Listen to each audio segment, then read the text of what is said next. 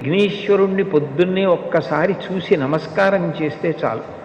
అది లోకంలో ఎక్కడా లేని విశేషం. ఒక్కసారి ఆయన ముఖం వంక చూసి నమస్కారం చేసి 16 నామములు ఉన్న శ్లోకం చెప్పి బయటికి వెడితే చాలు విజయం సిద్ధిస్తుంది అని. రెండవది ఆయన యొక్క అపారమైన కరుణ. ఇంకా అంతా ఇంత కరుణ కాదు విఘ్నేశ్వరుడిది. ఆయన క్షమించినంత తొందరగా ఎవ్వరూ క్షమించరు. మీరు చూడండి, అందరికన్నా ఎక్కువగా మరిచిపోయే లక్షణం ఎవరికి ఉంటుంది అంటే పిల్లల యందు ఉంటుంది. మీరు పిల్లలు అనేటప్పటికీ ఒక విషయం జ్ఞాపకానికి తెచ్చుకోవచ్చు.